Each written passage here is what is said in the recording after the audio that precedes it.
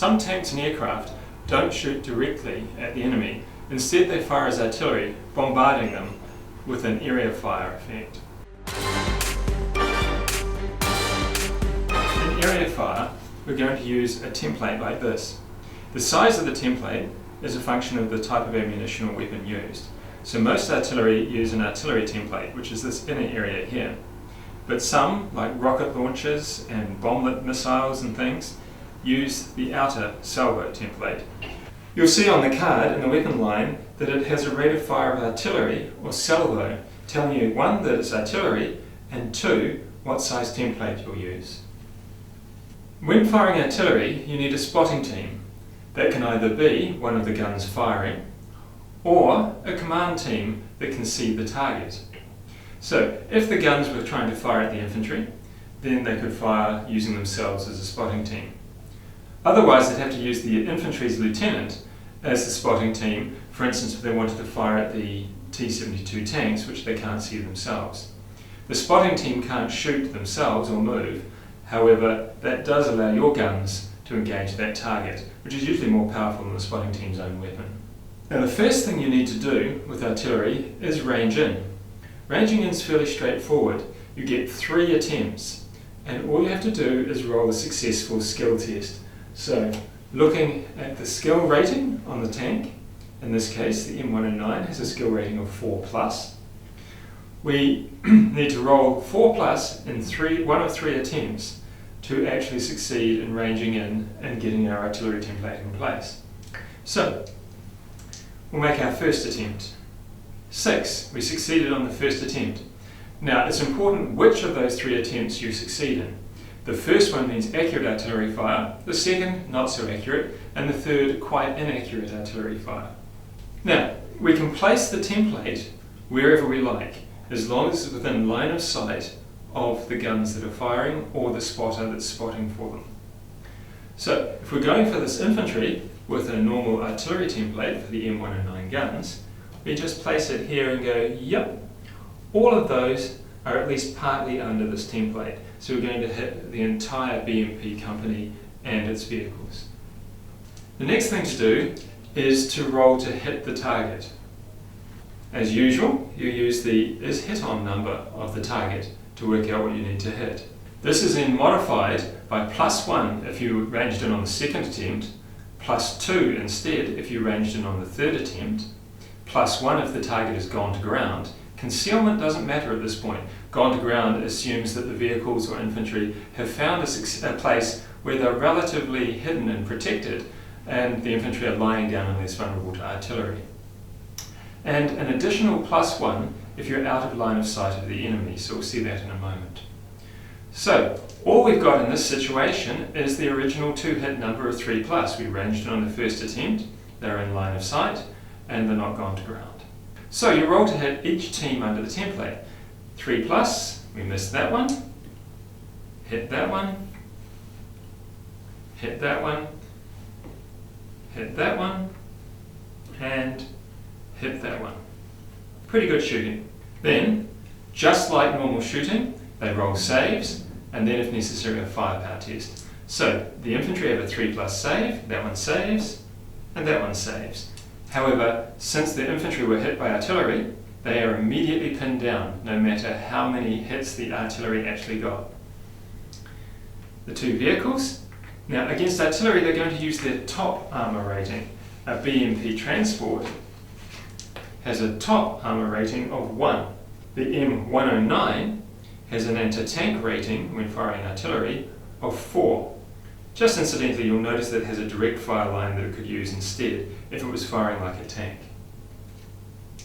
So, armour 1 plus 1 is 2, that's less than 4, so that tank has been penetrated. The firepower is, when firing as artillery, 2+. It's a rather large round. 4, 1 dead BMP.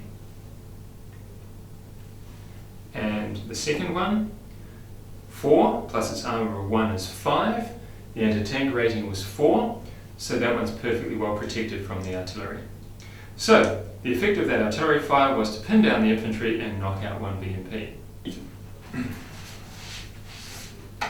As I said before, you don't need to actually be able to see the target from the guns to be able to fire at it. So if the guns wanted to fire at these T-72s behind the wood, they could use the infantry lieutenant here as a spotting team, and the infantry lieutenant tells them where the target is. We choose a point to put the template, and interestingly, if we put it slightly to the side, we can catch not only the two T-72s, but one of the infantry teams. So when you're shooting artillery, it is whatever is under the template that is at risk of getting hit. It doesn't matter whether they're in the same unit or not. If we put the template here, we'd get one T-72, two infantry, and a BMP. One last point on templates. You cannot place an artillery template within 4 inches or 10 centimetres of a friendly team, nor a salvo template within 6 inches or 15 centimetres of a friendly team. Salvo being a rather big and accurate spread of rounds, you've got to keep it well away from your troops to avoid friendly fire. If we did drop the artillery here and we didn't have the infantry available, we could still drop it here because the guns can see it and use the guns as the firing troops. However, since the T-72 is out of sight, as I mentioned before, it's going to have an extra +1 to be hit. So it's normal 3, +1 if it's the second ranging attempt, +2 if it's the third ranging attempt you succeed on, and then an additional +1 because the target is out of line of sight. It's actually just getting caught in a random bombardment rather than being specifically targeted.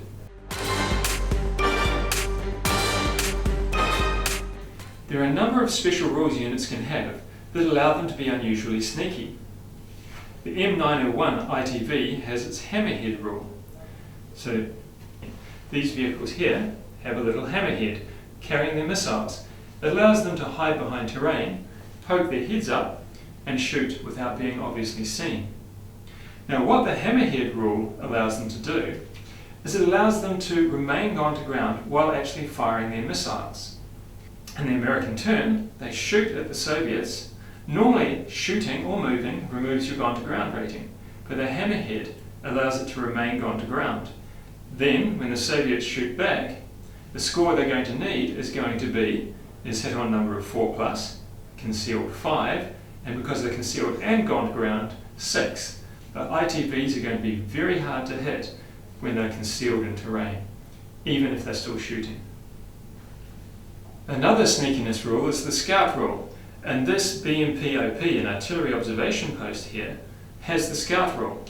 What it allows it to do is move, such as making a cross-country dash to here, and still remain gone to ground. Now normally gone to ground requires you to be stationary and not shooting. The scout rule allows you to move and stay gone to ground. Now gone to ground only matters if you're concealed, but it managed to get behind this building, so it dashed across there using clever, sneaky techniques, and it's gone to ground from the ITVs here. It also makes it more useful, perhaps, if it's coming from behind here and wants to get into position for the artillery over there to fire on them. First turn, it moves up, remains gone to ground. Next turn, it's not going to shoot, it's not going to move, it's going to spot for artillery and still be gone to ground, and very effective at bringing fire down on the ITVs. A third sneakiness rule applies at the beginning of the game. If these two were part of a BMP scout unit, they'd have the rule spearhead, and what that allows them to do is when they're deployed, say that was their deployment area coming on from the side of the table here, they can then immediately make a move. And let's say they decide they're going to move into this wood over here. They need to make their cross checks as normal to get into the wood. The first one succeeds and the second one succeeds. Now what that means is that the area within 8 inches or 20 centimetres of them is now part of the Soviet deployment area. Now this can be very useful. If the Soviet deployment area was normally only here, we might otherwise have to put our tanks back here. However, with the spearhead rule, we can deploy our tanks right forward here. There are some limits to this movement. You cannot move within 16 inches or 40 centimeters of the enemy or their deployment area if you're in line of sight, or 8 inches or 20 centimeters if you are concealed. But it's a great way of taking an advanced position like this. There is one last sneakiness rule, and that's the Cobra helicopter's hunter-killer rule. What this allows it to do is remain gone to ground when it moves. If the helicopter flies here, it can see the T-72 tank. It's no more than 2 inches into the terrain. However, the Shilka AA vehicles here are going to be shooting at it as if it's gone to ground because it's within 4 inches 10 centimeters of tall terrain, and so it's concealed and gone to ground and very hard to hit. It's got a base to hit number of 4+, increased by 1 for being concealed, and increased by another for being gone to ground, making it very hard to actually shoot the Cobra before it shoots. Now, in the next turn, the Cobra is going to shoot. Normally you can shoot at aircraft before they shoot. However, at this point it still hasn't shot, and if the Shilkas want to shoot at it, it's still concealed and gone to ground, and they're going to hit it on a 6. Instead, they could wait, let it fire on the T-72, and then in their own turn, they have a target that is not gone to ground. It's still concealed, but it's not gone to ground, so they'll hit it on a 5+, doubling their chances of hitting it, possibly at the cost of losing a T-72.